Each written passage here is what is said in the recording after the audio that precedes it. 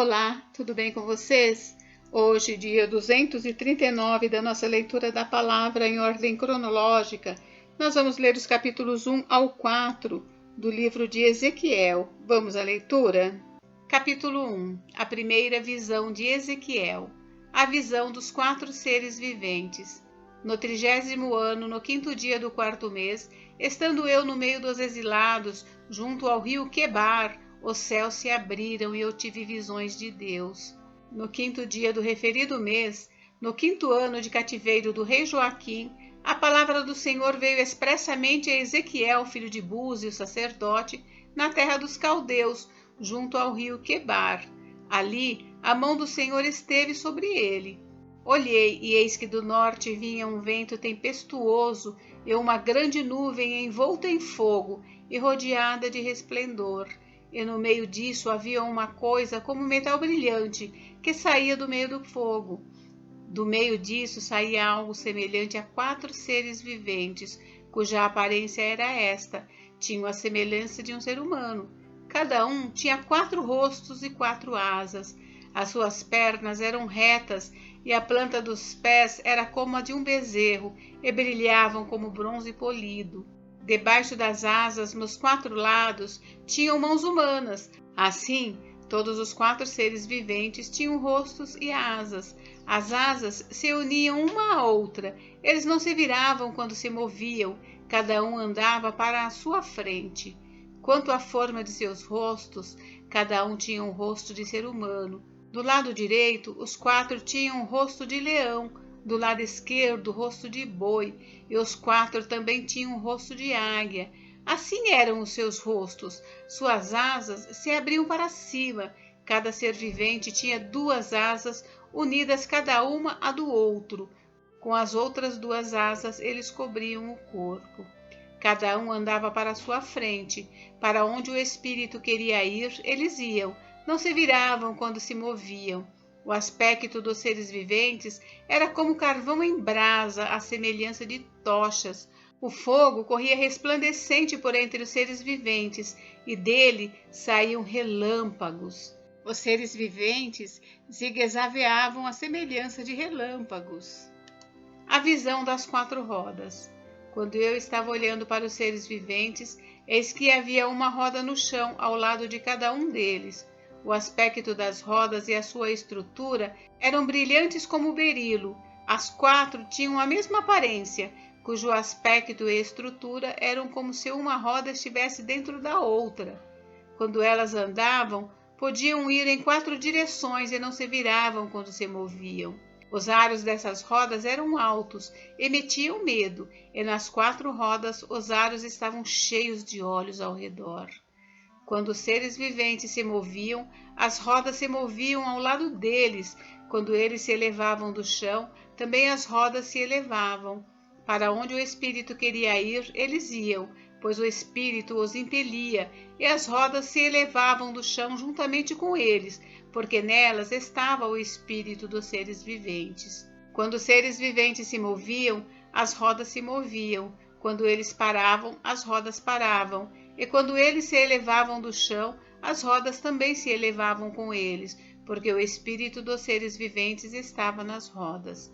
Sobre a cabeça dos seres viventes havia algo semelhante ao firmamento, como cristal brilhante que metia medo, estendido sobre a cabeça deles. Por debaixo do firmamento, cada ser vivente estendia 2 asas na direção do ser que lhe estava próximo, e com as outras 2 asas cobriam o corpo. Quando eles andaram, ouvi o ruído das suas asas, que era como o som de muitas águas, como a voz do Onipotente, um som de tumulto, como o tropel de um exército. Quando eles paravam, abaixavam as asas. Veio uma voz de cima do firmamento que estava sobre a cabeça deles. Quando eles paravam, abaixavam as asas. A visão da glória divina.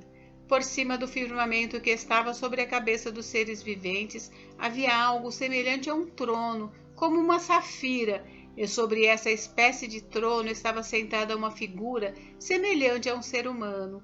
Vi que essa figura era como metal brilhante, como um fogo ao redor dele, desde a sua cintura e daí para cima.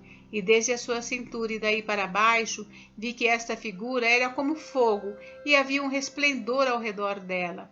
Como o aspecto do arco que aparece nas nuvens em dia de chuva, assim era o resplendor ao redor. Esta era a aparência da glória do Senhor. Ao ver isto, caí com o rosto em terra e ouvi a voz de quem falava. Capítulo 2. O chamado de Ezequiel. Esta voz me disse: Filho do homem, fique em pé e falarei com você.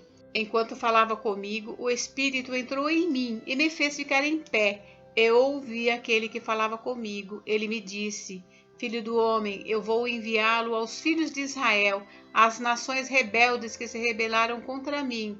Eles e os pais deles se revoltaram contra mim até precisamente o dia de hoje.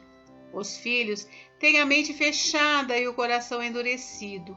Eu vou enviá-lo até eles, e você lhes dirá: assim diz o Senhor Deus. Eles, quer ouçam, quer deixem de ouvir, porque são casa rebelde, saberão que um profeta esteve no meio deles.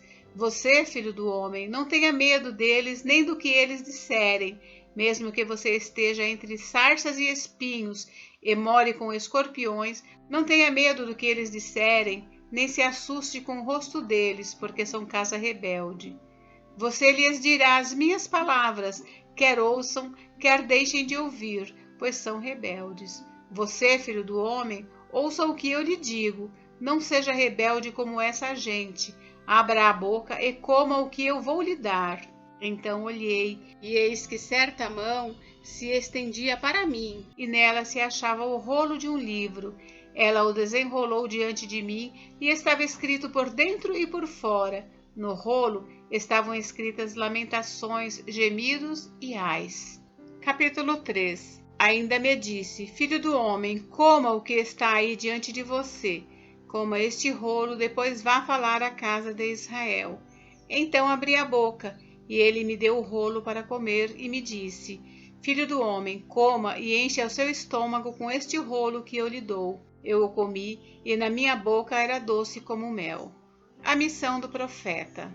Disse-me ainda: Filho do homem, vá à casa de Israel e diga-lhe as minhas palavras, porque você não está sendo enviado a um povo de fala obscura nem de língua difícil, mas à casa de Israel. Você não está sendo enviado a muitos povos de fala obscura e de língua difícil, cujas palavras você não poderia entender. Se eu o enviasse a esses povos, eles certamente dariam ouvidos a você. Mas a casa de Israel não vai querer dar ouvidos a você, porque não quer dar ouvidos a mim, pois toda a casa de Israel tem o coração fechado e a mente endurecida. Eis que endureci o seu rosto contra o rosto deles, e endureci a sua fronte contra a fronte deles. Tornei a sua fronte mais dura do que a rocha, como diamante. Portanto, não tenha medo deles, nem se assuste com o rosto deles, porque são casa rebelde. Ainda me disse mais: Filho do homem, guarde em seu coração todas as minhas palavras que eu lhe falar, e ouça-as com muita atenção. Vá falar com os exilados, os filhos do seu povo, e quer ouçam, quer deixem de ouvir, fale com eles e diga-lhes: assim diz o Senhor Deus. Então o Espírito me levantou, e ouvi atrás de mim a voz de um grande estrondo que, levantando-se do seu lugar, dizia: Bendita seja a glória do Senhor. Ouvi o ruído das asas dos seres viventes que tocavam umas nas outras, e o barulho das rodas juntamente com eles, e o som de um grande estrondo. Então o Espírito me levantou e me levou. Eu fui, amargurado no furor do meu espírito, e a mão do Senhor se fez forte sobre mim. Então fui até o Abibe, aos exilados que habitavam junto ao rio Quebar, e durante 7 dias assentei-me ali, perplexo no meio deles. O atalaia de Israel. Depois dos 7 dias, a palavra do Senhor veio a mim, dizendo: Filho do homem, eu o coloquei como atalaia sobre a casa de Israel. Você ouvirá a palavra da minha boca e lhes dará aviso da minha parte. Quando eu disser ao ímpio: você certamente morrerá, e você não o avisar e nada disser para o advertir do seu mau caminho, para lhe salvar a vida, esse ímpio morrerá na sua maldade, mas você será responsável pela morte dele. Mas se você avisar o ímpio e ele não se converter da sua maldade e do seu mau caminho, ele morrerá na sua maldade, mas você terá salvo a sua vida. Também quando o justo se desviar da sua justiça e fizer maldade, e eu puser diante dele um tropeço, ele morrerá. Visto que você não o avisou, ele morrerá no seu pecado, e os atos de justiça que ele havia praticado não serão lembrados, e você será responsável pela morte dele. No entanto, se você avisar o justo para que não peque e ele não pecar, certamente viverá, porque foi avisado, e você terá salvo a sua vida. A mão do Senhor veio sobre mim, e ele me disse: levante-se e vá para o vale onde falarei com você. Levantei-me e fui para o vale, e eis que a glória do Senhor estava ali, como a glória que eu tinha visto junto ao rio Quebar, e caí com o rosto em terra. Então o Espírito entrou em mim, e me pôs em pé, e falou comigo e me disse: vá para a sua casa e tranque-se dentro dela.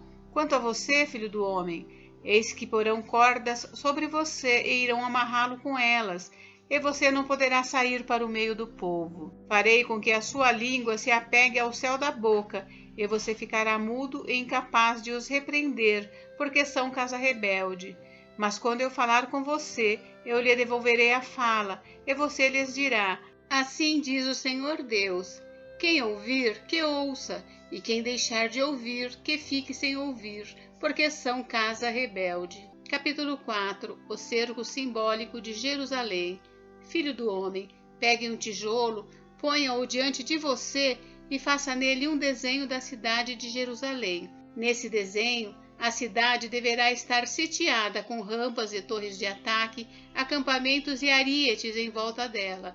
Pegue também uma assadeira de ferro e coloque-a como muro de ferro entre você e a cidade. Volte o seu rosto para a cidade, ela será sitiada e você a sitiará. Isso servirá de sinal para a casa de Israel.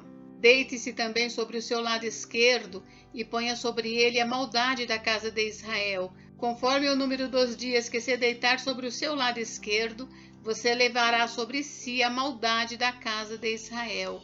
Porque determinei que cada ano da sua maldade corresponda a um dia, num total de 390 dias, e você levará sobre si a maldade da casa de Israel. Quando você tiver cumprido esses dias, deite-se sobre o seu lado direito, e você levará sobre si a maldade da casa de Judá durante 40 dias, um dia para cada ano. Volte o seu rosto para o cerco de Jerusalém, e com o braço descoberto profetize contra ela. Eis que vou amarrá-lo com cordas, e assim você não poderá se virar de um lado para o outro, até que você tenha cumprido os dias do seu cerco. Pegue trigo, cevada, favas, lentilha, aveia e centeio, coloque-os numa vasilha, e com eles faça pão para você. Durante os dias em que você se deitar sobre o seu lado, 390 dias, você comerá desse pão.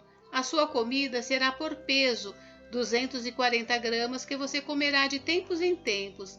Também a água que você beber será medida, meio litro por dia, para beber de tempos em tempos. O que você comer será como bolo de cevada, assado sobre esterco humano à vista do povo. E o Senhor disse ainda: assim, os filhos de Israel comerão a sua comida impura entre as nações para onde os expulsarei.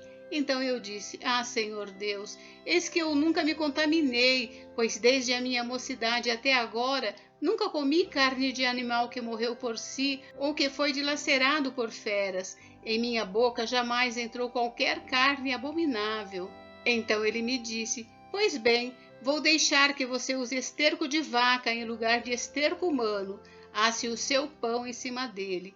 Disse mais: filho do homem, eis que eu cortarei o suprimento de pão em Jerusalém.